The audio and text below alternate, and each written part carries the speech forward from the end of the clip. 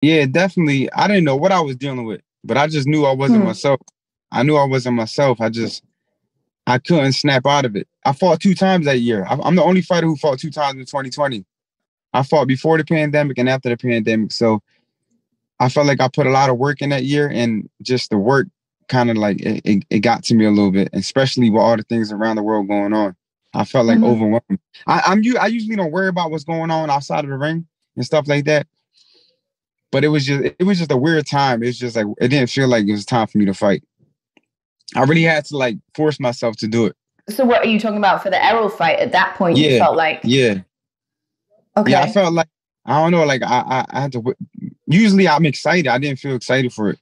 Wow, shocking. Danny Swift Garcia finally admits that things were going haywire before the Errol Spence fight. He was dealing with either depression, anxiety, however you want to frame it, and he had to basically force himself into that fight, and he wasn't excited.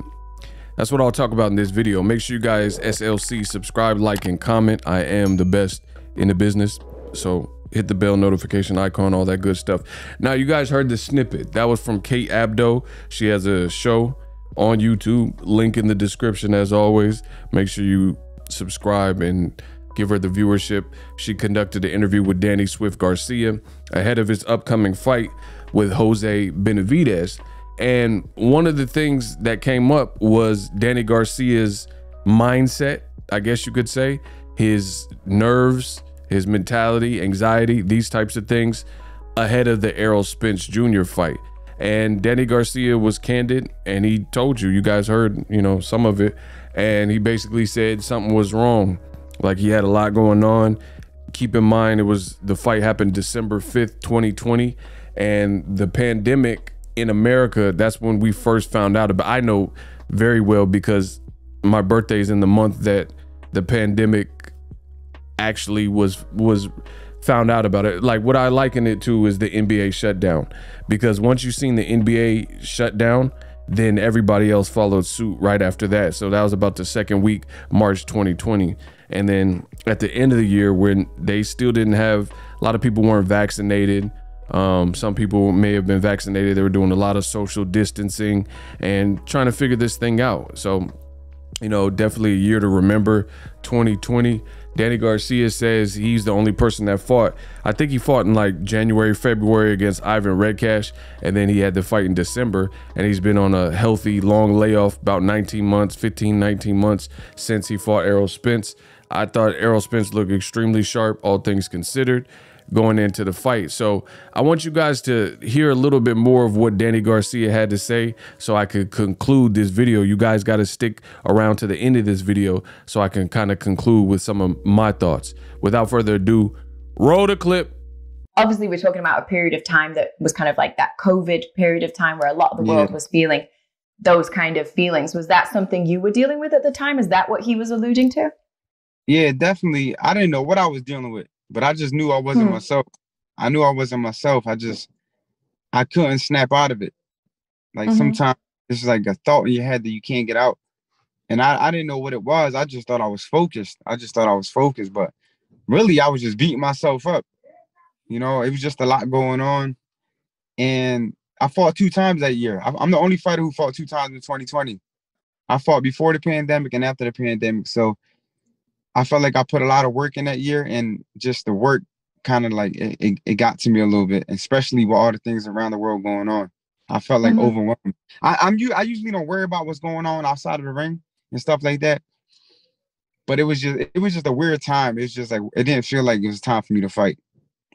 I really had to like force myself to do it. So what are you talking about for the Errol fight? At that point, you felt like okay. Yeah, I felt like I don't know, like I had to. Usually I'm excited. I didn't feel excited for it. Like I had to, and that's because probably it's just too much going on for me. Overworked, overthinking. Everything just got to me. It's like big pressure over my life just hit me at one time. And got you. So that was a combination of personal and boxing. Yeah, just everything. Just pressure of life just hit me at one time, just in the wrong time, and I just couldn't get it out of my head.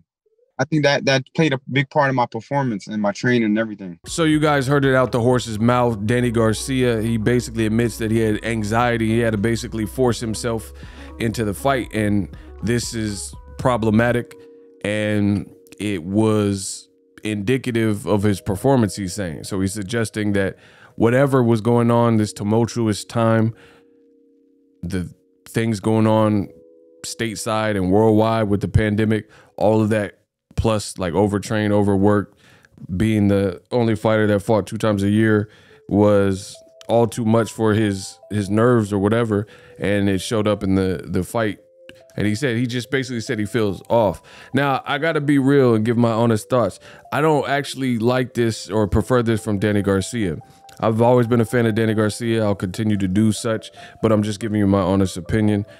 I don't really prefer this because, you know, in the world of boxing, at the end of the day, it's just gonna be received as you're making excuses for a dominant loss. And in this interview, Danny Garcia also told Kate Abdo that he was talking about losses, and he was saying that other greats like Oscar De La Hoya and, you know, Roberto Duran and other great boxers have lost to other great fighters, so it's no big deal.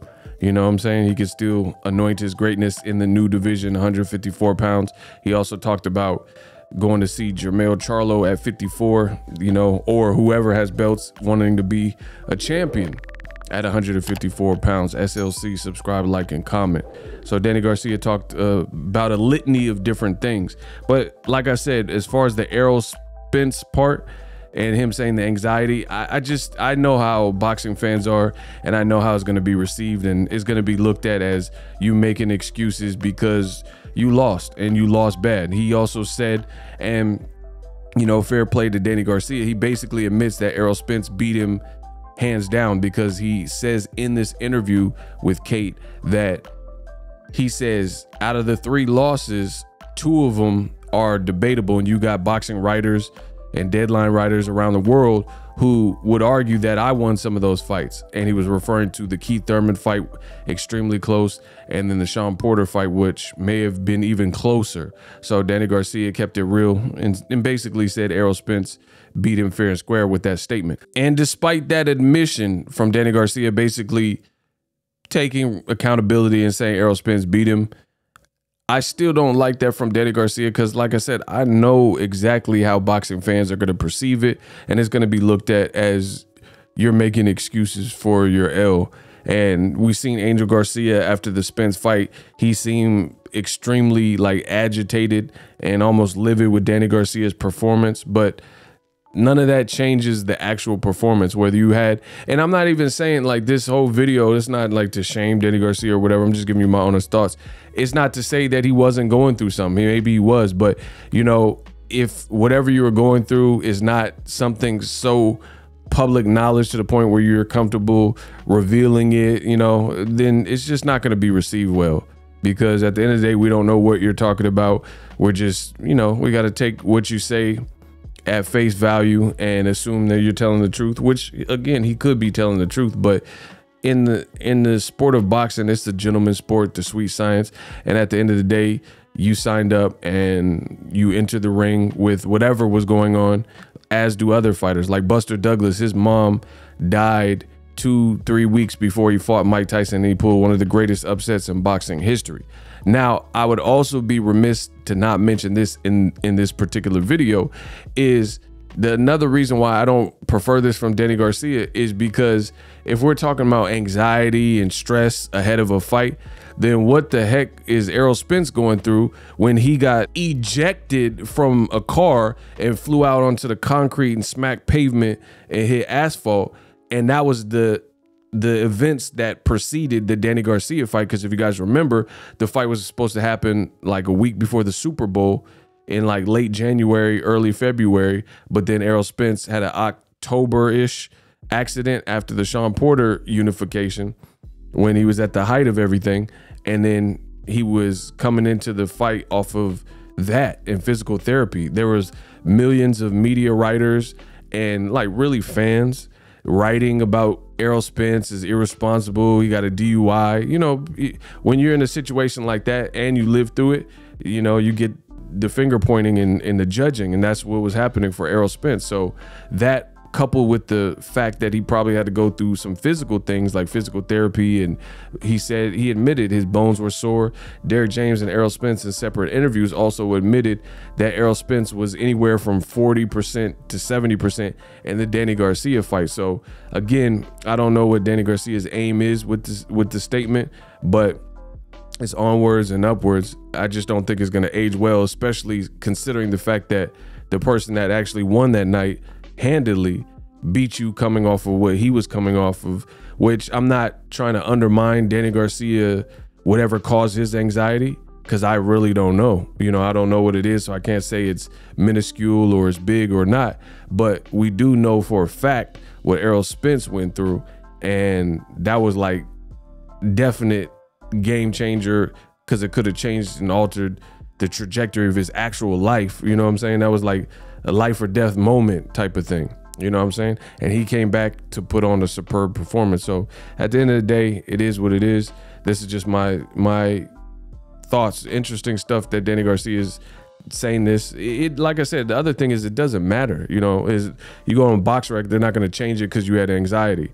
You know what I'm saying? And I don't want this to be a new way of life like Ryan Garcia. Like I'm an advocate for athletes and fighters' health and mental health and stuff like that, but we got to draw the line somewhere, because you know, you got Ryan Garcia pulling out of fights for anxiety, and then this, like I said, I think is going to be received as, hey, you're making an excuse for why you lost. You know, so it's a touchy subject, I guess you could say. My suggestion is if a person is not mentally fit or at that given time capable, then you got to kind of do the Ryan Garcia approach and at least pull out, you know what I'm saying? And deal with that, what you get, that vitriol that you get, as opposed to going through with the fight and then after saying, hey, I wasn't myself, you know, I didn't feel that great. Because Victor Ortiz did that, to be honest, as well, versus Maidana. He said, oh, that night I wasn't myself that night, and he quit. So it's like, you know, it's not redeeming by bringing up whatever. That's just my 2 cents. Let me know what you guys think. Danny Garcia says he had to force himself. SLC, subscribe, like, comment. You dig? And I'm out. Introducing Super Thanks. Right here on the official Boxing Ego YouTube. Super Thanks allows you, the viewers, to show a little bit of extra gratitude, which enables me as a full-time content creator to push out the content you need in the world of boxing. Underneath all the videos, you will see a heart with a $sign in it. You can enter any amount that you find suitable as a super thanks. A brand new interactive and colorful way to get your comments highlighted and noticed by not only myself, but other people on the YouTube platform. Super thanks, a unique and cool way to show and applaud us full-time content creators. Hopefully you guys enjoy the content. Super thanks. The future is now. The Hibernation 5s by Kenichi Bear. Hybrid gaming and lifestyle headphones. Out of the box, you can connect to any console or PC. Bluetooth ready with a low latency USB adapter, color RGB, and extreme bass mode. The Hibernation 5s adjust to you. Whether you need a gaming, travel, gym, or lifestyle headphones, the Hibernations got you covered. The new Hibernation 5s, link in the description. Customize the way you hear the world. Welcome to the nation. Are you tired of your YouTube videos not getting any views? Well, consider TubeBuddy. I've used TubeBuddy for years to scale up my YouTube channel. Now we're sitting over 200,000 subscribers. TubeBuddy is a browser extension that offers a ton of built-in productivity and time-saving services to take your channel to the next level. Use my link in the description to get started with TubeBuddy and level up your channel faster. We working.